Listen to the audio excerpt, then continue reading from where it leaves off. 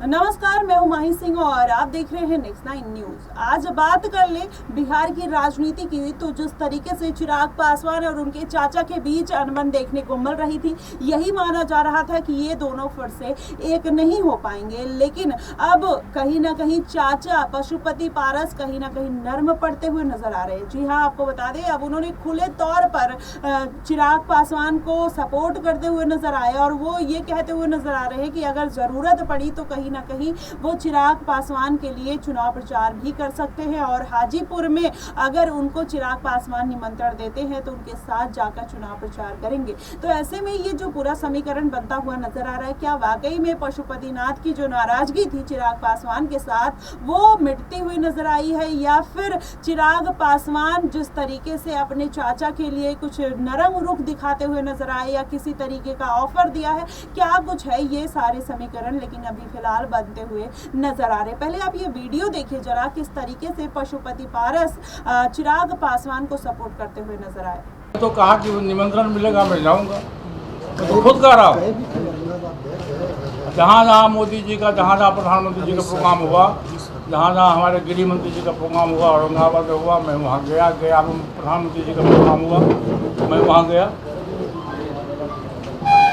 मान लीजिए कि हमारी पार्टी का संगठन पूरे देश में है और हम लोग आज से नहीं लगभग 47 वर्ष पूर्व बिहार विधानसभा के सदस्य हुए थे और हमारा नीति और नियत बिल्कुल साफ है। जहाँ रहते हैं हम लोग पूरी ईमानदारी से, पूरी निष्ठा से काम करते हैं। हम एनडीए गठबंधन में 2014 से लेकर अभी तक है। मैं पहले भी घोषणा किया था कि मैं जब तक राजनीति में जिंदा रहूँगा मैं एनडीए गठबंधन के साथ रहूँगा और हमारी पूरी कोशिश रहेगी, हमारी पार्टी का पूरी कोशिश रहेगा कि हम बिहार में 40 में 40 सीट जिताने का प्रयास करेंगे। आज मैं रोज़ एनडीए के उम्मीदवार से मैं बात करता हूँ। आज भी मैं ललन बाबू से बात किया हूँ, मुंगेर गिरिराज सिंह से मैं बात किया हूँ, सुशील कुशवाहा जी से मैं बात किया हूँ, उपेंद्र कुशवाहा जी से मैं बात कर, रोज़ हमारी बात है। सर, तो चिराग जी से क्यों नहीं बात कर रहे? चिराग जी से बात, हम चिराग हमसे छोटा है, मेरा भतीजा, वो हमसे बात करेगा कि हमसे बात करेगा? सर 40 नहीं, गलत बात है, गलत बात है। प्रश्न पूछिए सही।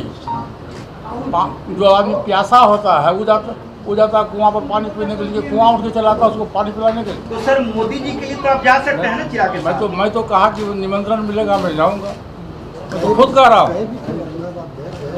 जहाँ जहाँ मोदी जी का, जहाँ जहाँ प्रधानमंत्री जी का प्रोग्राम हुआ, जहाँ जहाँ हमारे गृह मंत्री जी का प्रोग्राम हुआ, औरंगाबाद में हुआ, मैं वहाँ गया। प्रधानमंत्री जी का प्रोग्राम हुआ।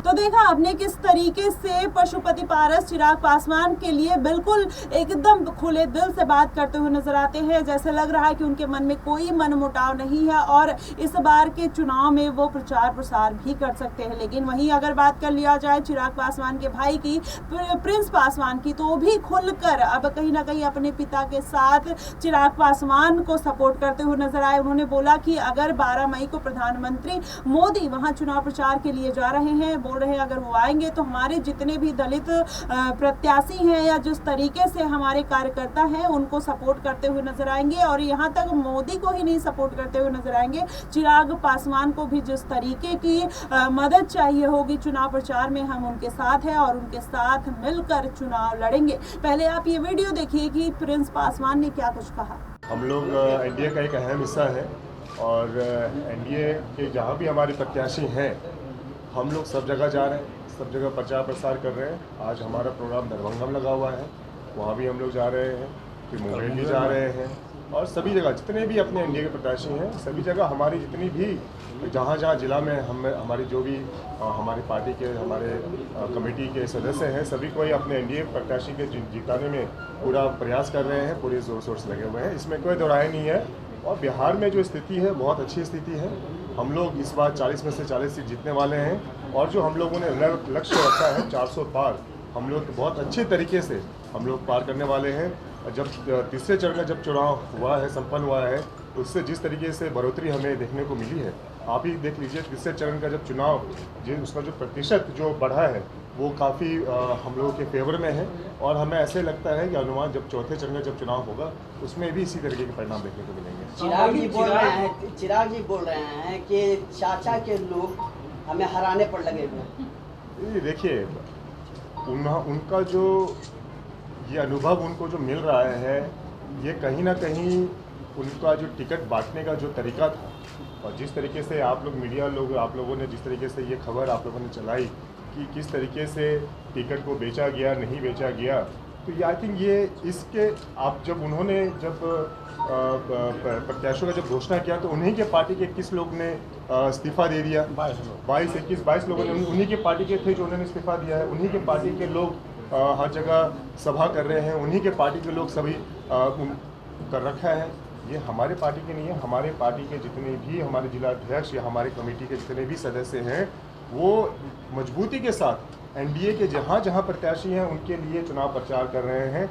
वो उनका क्या कहना है, वो क्यों कह रहे हैं ये हम नहीं जानते हैं लेकिन तो देखा आपने किस तरीके से प्रिंस पासवान भी अपने भाई को सपोर्ट करते हुए नजर आए। अब ये सारी बातें इसलिए निकलकर सामने आ रही है कि क्या प्रिंस पासवान और पशुपति पारस के जो तेवर थे वो नर्म पड़ते हुए नजर आ रही पार्टी में, या हाईकमान ने उनको किस तरीके से समझाया है जिसकी वजह से उनके तेवर नर्म पड़ गए हैं। और वो हाजीपुर जो एक हॉट सीट मानी जा रही थी, दोनों चाचा भतीजे में उसी सीट को लेकर लड़ाई थी, लेकिन अब उसी सीट को लेकर इतने नरम रुख देखना कहीं ना कहीं लोगों को असमंजस में डालने का काम कर रहा है। क्या वाकई में पशुपति पारस अपने भतीजे के लिए इतना बड़ा दिल दिखा रहे हैं, या फिर कोई और बात है, या फिर इस लोकसभा चुनाव के बाद कोई बड़ा खेला देखने को मिल सकता है। फिलहाल आपकी इस पे क्या प्रतिक्रिया बनेगी आप हमें कमेंट बॉक्स में जरूर बताएगा। फिलहाल के लिए बस इतना ही। देश और दुनिया की तमाम खबरों के लिए बस साथ बने रहिए नेक्स्ट 9 न्यूज।